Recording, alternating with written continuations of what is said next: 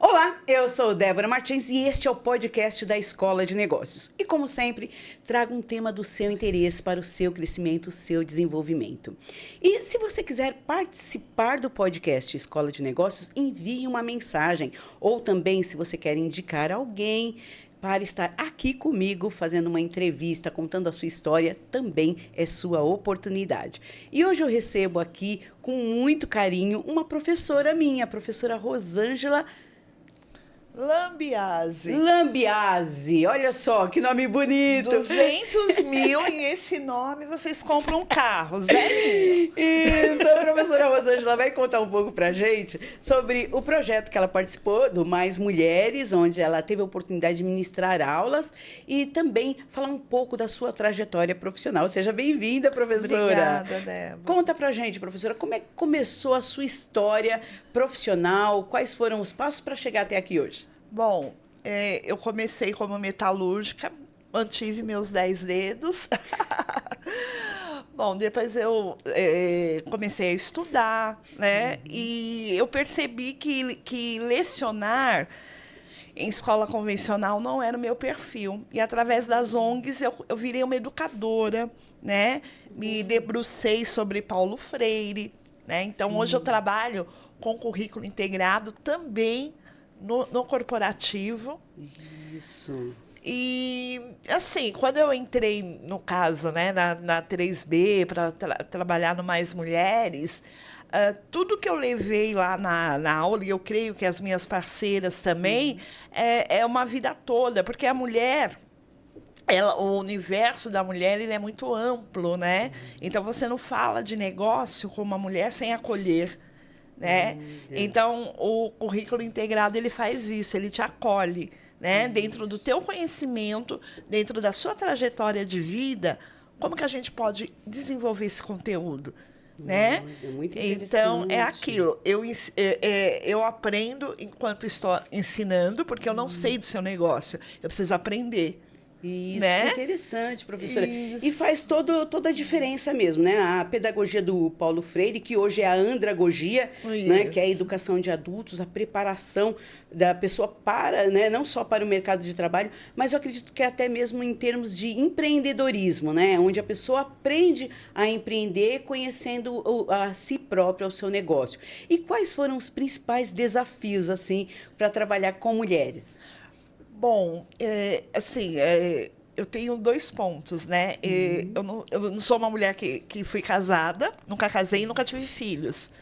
Então, eu tive que entender esse universo, né? E aí a gente fala, por que não separa? Né? Por que mora lá que nem eu morava em Franco da Rocha, né? E às vezes eu ouvi algumas pessoas falando, por que mora em Franco da Rocha, né? E assim, a mulher, quando você vai trabalhar com empreendedorismo, a mulher, ela sustenta geralmente a empresa dela, a casa dela e a casa de mais alguém, seja do pai, né? Seja da mãe, dos avós. O dinheiro dela nunca é dela. Sim. Né? E o homem não, ele empreende, né, para ele. Para ele. Mesmo que ele seja casado, separado, é para ele. Ele consegue ter a vida dele. A mulher não, é tudo junto. É a família. Família, amigos, amigos, filhos, é tudo no tudo. pacote. E aí você tem que ter essa sensibilidade, né? Que é a primeira coisa que eu falo, olha, eu não sou, né, a professora Vânia, que é excelente no assunto, mas eu já falo, vamos separar a pessoa física da pessoa jurídica. Sim. Porque elas não conseguem. E o homem, quando ele empreende, agora no programa que eu estou, do Empreende Aí, né? Da fábrica de negócios. Então, o que acontece? Quando você vê os homens empreendendo, eles já trazem a vida, a pessoa física da pessoa jurídica muito bem definida, muito bem separada. Por quê? Eles ganham o dinheiro deles e eles passam a parte para a mulher administrar. Eles chegam, qual é a parte que eu tenho, que a gente tem que pagar? Quanto tem de conta? E aí ela que vai fazer realmente, né? Isso, a distribuição desses gastos. Destrinchar, fazer essa distribuição. Entendeu? O homem, ele já não precisa se preocupar. Ele precisa se preocupar em ganhar. Em ganhar não o trazer, dinheiro, em trazer isso. o cliente, em atender Exato. bem, se relacionar bem com o cliente. Interessante que, assim, essa parte do não julgar, essa parte da empatia é algo fundamental. Por quê? A gente tem muito, né? Isso já é um impulso do ser humano, Já né? é. Já é o Você fala, impulso. meu, Como assim? Como que mora longe? Como que tem essa renca de filho? né? E a gente não sabe a história. Então, o empreender, né? Desde a primeira ONG que eu trabalhei, que foi o CEP, né? Foi ali que eu me debrucei em Paulo Freire. E a gente participou num projeto do governo do estado, né, onde eu recebi a menção honrosa do Prêmio Betinho de Cidadania, né, pelo projeto que eu trabalhei. Porque você aprende a primeiro escutar, você não chega com conteúdo. Isso. Né? Você não chega, você chega com a tua bagagem, né, técnica, enfim, mas você tem que entender a bagagem de vida também. Isso, e ter aquela disposição, aquela escutativa para poder acolher. Isso é muito importante. É né? isso. Você ouvindo, você consegue falar, bom, eu posso ensinar por aqui. Isso. E são realidades diferentes, né? Então, Muitas. a mulher periférica é aquela que realmente ela se desdobra, ela tem que levar filho na creche, ela tem que lavar a louça primeiro, para depois sentar no computador e empreender, ou para depois sentar e produzir. Exato. Enquanto o homem ele já tem tudo um esquema diferente. Professora, assim, por cima, vamos falar da parte muito boa que foi lá do Mais Mulheres, assim. Eu sei que são muitas histórias, mas assim, por cima. Quais foram as transformações vistas em sala de aula ou até mesmo após o programa que te tocaram bastante? Bom, quando eu te conheci e vi o seu projeto, eu sabia que você já estava pronta. Ah, eu né? sou um case. Você é Eu sou um case. Um case de muito sucesso. Obrigada, professora. Né? E assim, a gente teve a aula de marketing com uma turma, e hoje eu estou no Empreende Aí, que eu estou dando mentoria, e aí eu encontrei uma das alunas que assim já deslanchou de uma tal maneira, e assim, as pessoas elas começam, principalmente a mulher, né? É muito difícil alguém chegar para uma mulher e falar o quanto que ela é capaz, o quanto o negócio dela é bom, né? Sair daquela frase, eu faço o bolo para fora, e ir para a frase do eu empreendo, eu tenho uma empresa de alimentos, eu tenho uma empresa, eu tenho um buffet, né? Então, isso é o mais... se apropriar do seu próprio negócio, né? Ela Isso, fala com exatamente. propriedade, ela fala Exatamente. com até o linguajar mais profissional. Ou seja, o meu negócio eu faço assim. E tem também aquela coisa, professora, que é muito comum, não só da família colocar a pessoa para baixo, não só da família não acreditar, né, no produto ou serviço daquela mulher, mas aquela coisa também do de graça, né? Se eu comprar as coisas, você faz o bolo do meu filho, né? E aquela coisa, eu vou te ajudar. Eu vou te ajudar. Eu vou comprar para te ajudar. O eu vou te ajudar é o fim. É o fim. Eu vou comprar para te ajudar. E a gente tem que parar de mulher oprimir mulher. Isso, né? Geralmente, assim, quando eu me vejo em algumas situações, eu olho assim e falo, é tudo mulher. E às vezes eu olho ainda e falo, nossa, é tudo mulher e mulher preta. Né? Então a gente tá errado. Tem alguma coisa errada aqui, né? Então mulher tem que parar de oprimir mulher. Sim. Então você não fala para uma mulher que você vai comprar alguma coisa dela para ajudá-la. Né? Não, ela quer ganhar dinheiro mesmo, ela não quer mais ajuda. Ela quer pagar as contas Ela quer pagar as contas e viver dignamente. Investir no negócio dela. Exatamente. Então, são pontos, situações que elas já são meio comportamentos enraizados, né? Comportamentos machistas que são enraizados. A gente tem que trabalhar muito a gente, porque a minha primeira empresa, né? Coitada de mim. A iludida. Então, foi a minha empresa. Naquela época não tinha esses programas excelentes de empreendedorismo, né? Então, foi meio na raça. Mas foi isso que me levou a empreender. Foi uma empresa de construção civil, né? Que eu sou formada em design de interiores e edificações. Então, era uma empresa de construção civil e eram mulheres trabalhando para mulheres. E o nome da empresa era Mulheres Trabalhando. Que bonito. Isso, lindo. Mas, assim, de 1.000 pessoas na minha página, 10 são homens. Nossa. Né? E os homens que entravam em contato achavam que era uma empresa de prostituição, não uma empresa de construção civil. Gente, que interessante. Olha só como fica estigmatizado, né? E aí eu falei, não, preciso entender esse blend, eu preciso entender o marketing. Aí eu fui estudar, né?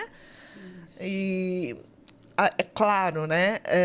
Que hoje eu entendo que eu fiz a partir da minha visão de mulher, né?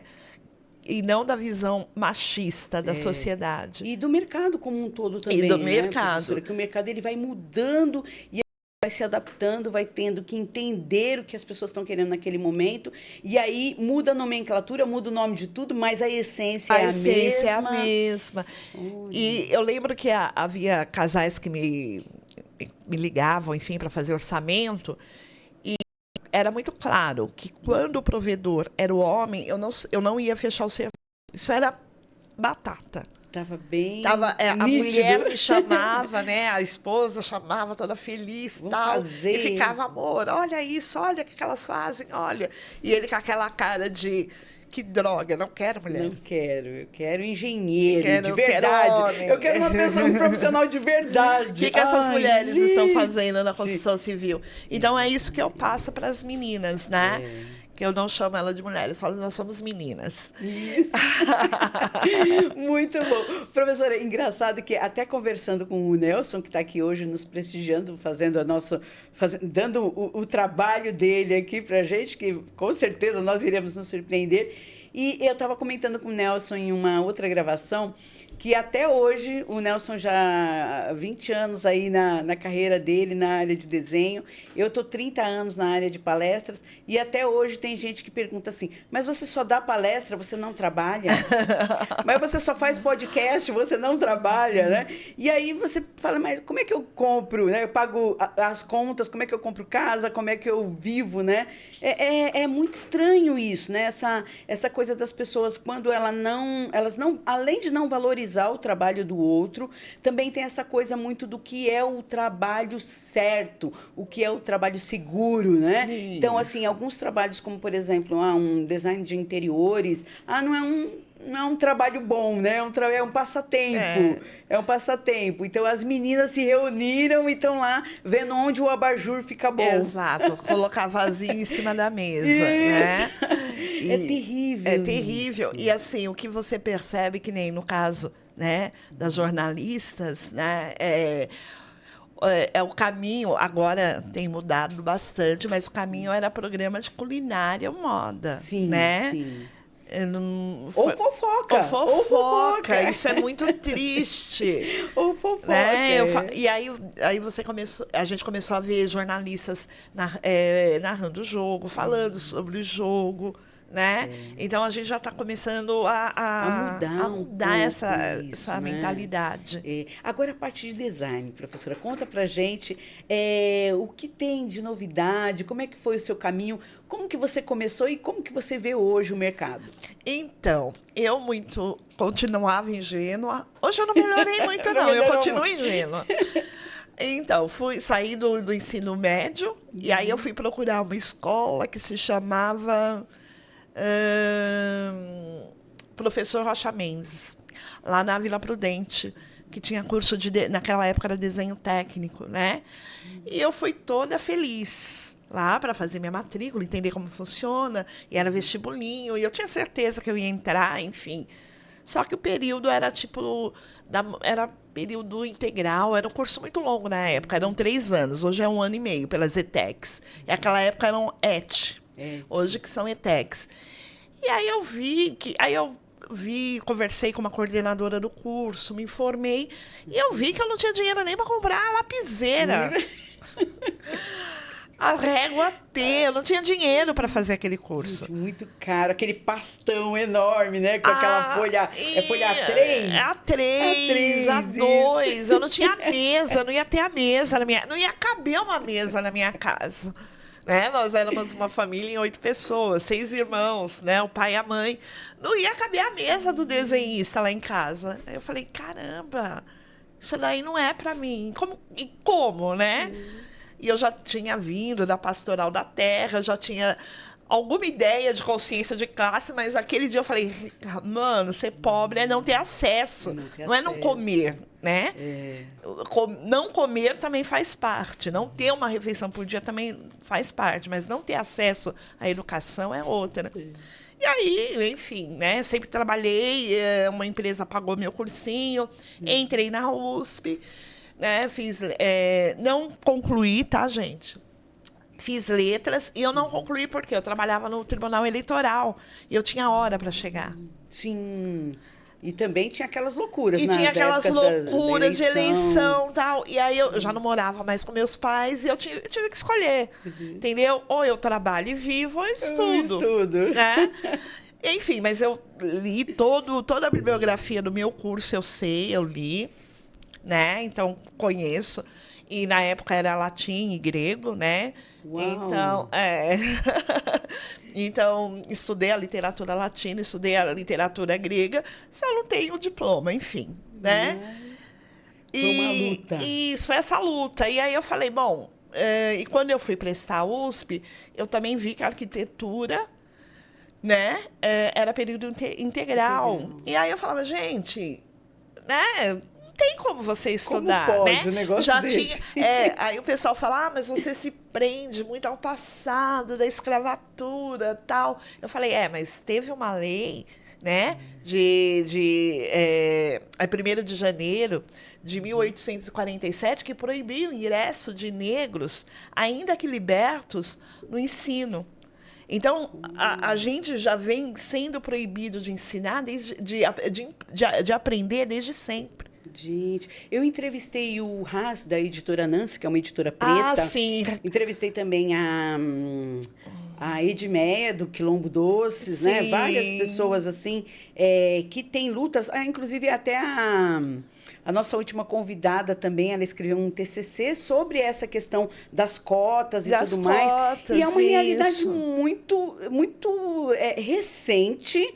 A gente ainda vê muito disso nos dias de hoje. E, assim, a educação acho que tem que estar voltada, igual o Haas da Nancy falou do afrofuturismo, né? O Haas é um fofo. Que é uma coisa que a gente realmente tem que combater, tem que ir atrás, tem que lutar, porque são coisas que a gente fica indignado, absurdas e ainda estão acontecendo, Isso. né? Todas as aulas que eu começo falando todo o meu currículo acadêmico, né?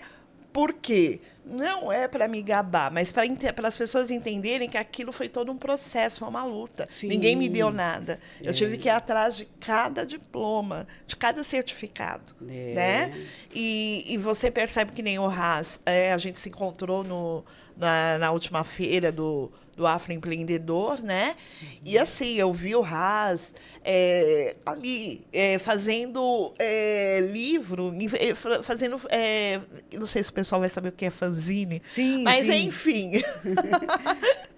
Gente, eu sou analógica. Eles trabalham também com aquela coisa do steampunk para as crianças, aquela linguagem dos quadrinhos. Então, muito assim, bacana. ele começou. O importante, eu sempre falo para as meninas, o importante é a vida é movimento. Então, assim, não para. Hoje deu para vender um bolo no pote, você vendeu um bolo no pote. Isso, não tem já problema, já é uma vitória. E as pessoas têm muito disso, né, professora? Eu acho que, não sei se essa coisa da internet, de tudo ser muito rápido, de tudo ser muito urgente, muito agora, que não consegue pensar, vai ter um dia que vai estar nublado, vai ter um dia que vai estar chovendo, vai ter um dia... Ou seja, são fases, são momentos de vida também. Nem sempre a gente acorda do mesmo jeito, né? Então, verdade. A gente também saber saber respeitar o nosso tempo, saber entender o mercado também. Eu lembro que quando eu comecei na área de palestras, eu sou da segunda geração de palestrantes. Então, eu peguei, ali era o Roberto Chiniachique, a Leila Navarro, o professor Gretz. Então, era uma galera que eu olhava assim e falava assim, gente, eu nunca vou chegar a esse patamar. E aí, todas as vezes que tinha congressos, eventos, assim, eu sempre me oferecia tal. E aos poucos foram me chamando, e foram me chamando para escrever livros.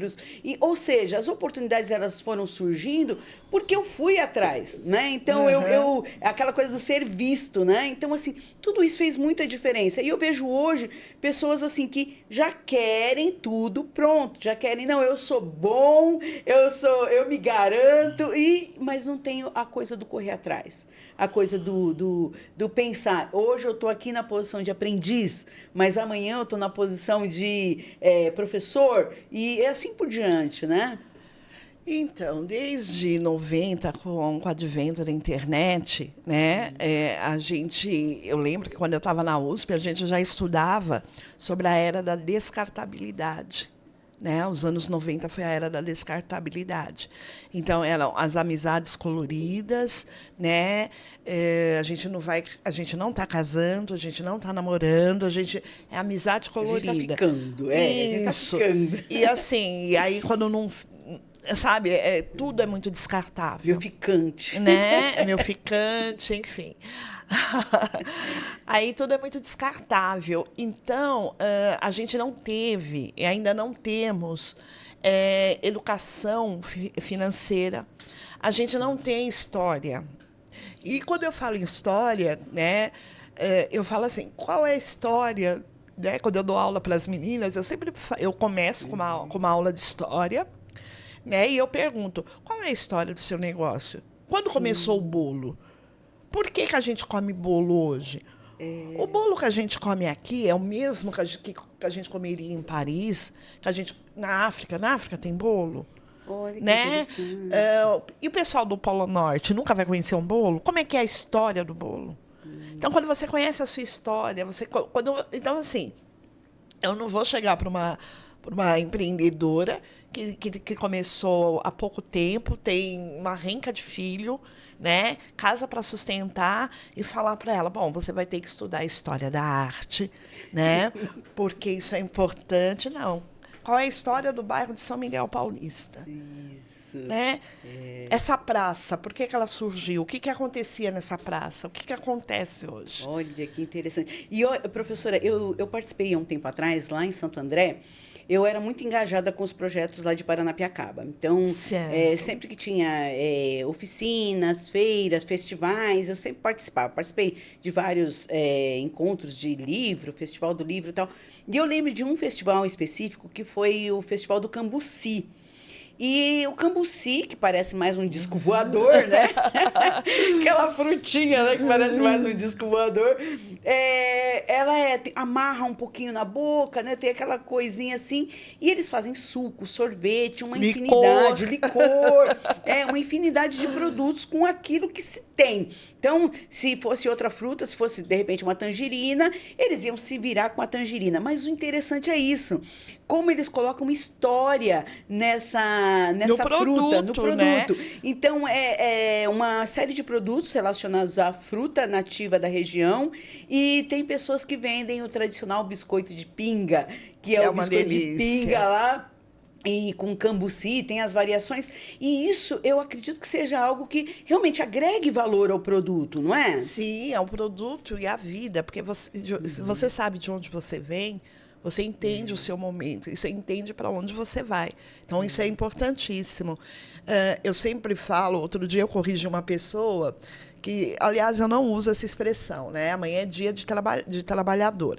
Mas as pessoas ainda usam muito a expressão amanhã é dia de branco. Sim. Né? Quando se refere à segunda-feira. E aí eu corrigi essa pessoa falando assim, nossa, mas a gente trabalhou 388 anos. Vocês estão aí fingindo que trabalha, porque quem ainda trabalha somos nós, há 147. Então, amanhã ainda é dia de preto. É dia de todos. É dia de todos. Dia de todos. Né? Então, quer dizer, as pessoas, quando as pessoas falam da questão, porque eu sou, né, uma pessoa né, que sempre leva a militância para a minha vida.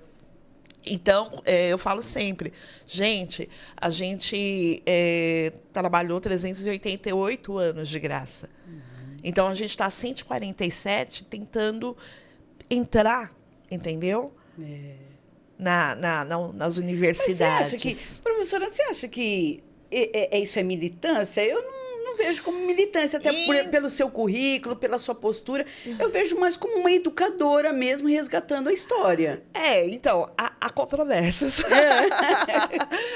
Eu sempre gosto de deixar bem claro, né, que eu vim da Pastoral da Terra, foi onde eu comecei minha carreira como educadora, minha carreira como política. A gente estava quebrando aquele estigma do Mobral, que fazia com que as pessoas só soubessem assinar o nome e não a pensar, né? E um educador, ele não tem que ensinar nada, ele tem que levar a pessoa a pensar, a questionar. Sim. Né? Então, essa eu acho que é a grande sacada. Você pegou, então, a virada do Mobral pro EJA? Peguei. E assim, eu caí na Pastoral da Terra por acaso. Né? Eu ia na missa, mas eu gostava mesmo da quermesse. Adoro. Onde tem comida. Onde tem comida. Aí, barraca do beijo, tudo isso. Aí, eu tinha uns 13 anos, né? Porque eu comecei a trabalhar muito cedo, né? E aí, eu vi era a sala do Mobral, eu tinha ido na igreja, e aí eu saí... Perdão, bati no microfone. Aí eu saí...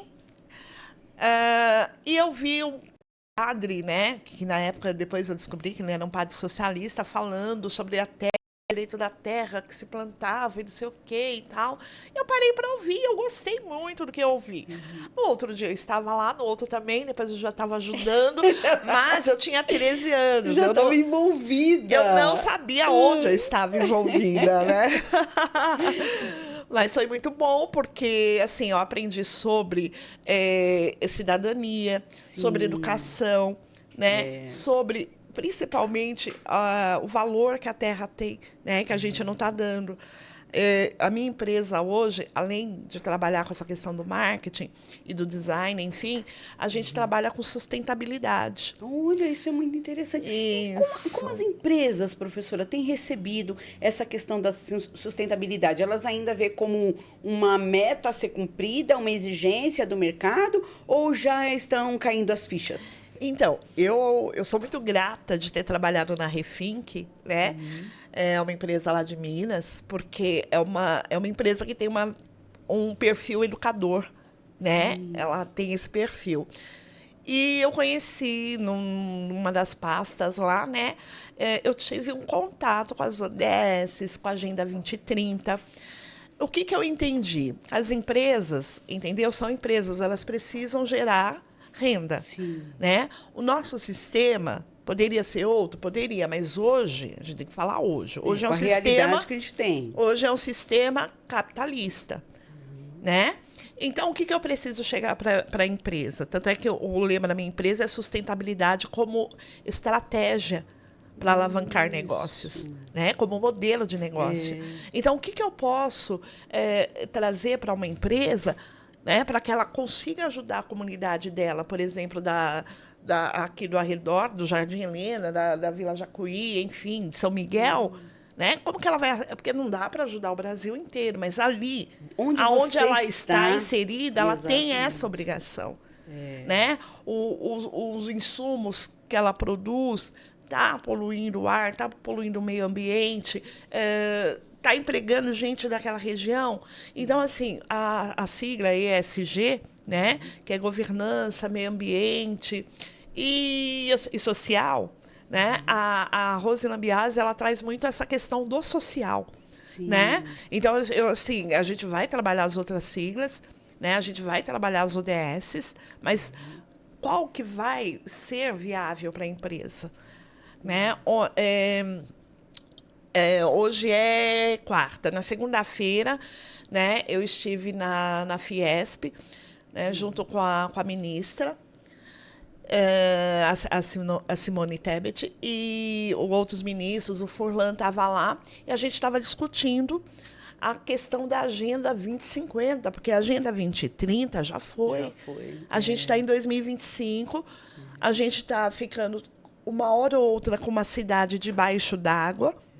O tempo passou. O tempo passou, e aí agora a gente está montando as estratégias junto com, né, fazendo essa governança com a Agenda 2050. Como que nós vamos estar daqui a 25 anos? O que a gente quer para o Brasil daqui a 25 anos? E é uma lição de casa que a gente tem que fazer, né? Tem que fazer. Para pensar e, sobretudo, né? Não só pensar sobre isso, mas também se informar, ir atrás, participar, né? Eu acho que a sociedade civil organizada, ela é capaz de fazer muitas coisas, né? Muitas coisas, mas a gente precisa e ter cada vontade, né?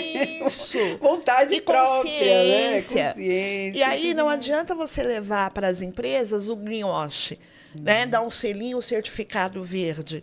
O que você tem que levar para as empresas é como que ela vai ganhar dinheiro, entendendo? Sendo sustentável. E agindo de forma correta. E aí eu descobri, eu até quero, num outro momento, falar sobre esse projeto, que é o Smart Favela, né? É um projeto que a gente está trabalhando com umas ONGs, que é assim, a gente quer usar todo o lixo que tem na favela, mas todo, sem exceção, né? Não se fala lixo, fala-se resíduos. Estão me corrigindo, tá, gente? Então, todos os Então, assim, todos os resíduos que tem na favela, né? E que é gerado em condomínios, em ruas, né? Tudo isso a gente quer transformar em água, né? Biomassa, biogás e principalmente em energia. Olha que interessante. Professora, infelizmente nosso tempo está acabando, que é assunto para mais de metro aqui, né?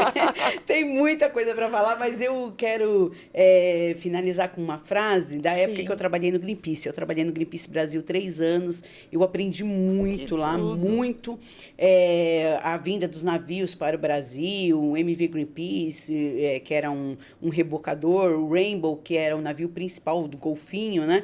E tinha uma frase do Roberto, que era o nosso diretor na época, que ele falava assim, pelo futuro das nossas crianças e pelas próximas gerações, né? Tudo que a gente faz agora vai reverberar lá na frente, né? Seja na nossa vida pessoal ou no coletivo, né? Naquilo que a gente, nas reuniões que a gente participa, aquilo que a gente lê, aquilo que a gente consome, né? Como faz diferença na nossa vida, né? Muita. Professora, muito obrigada pela sua participação. Foi um prazer.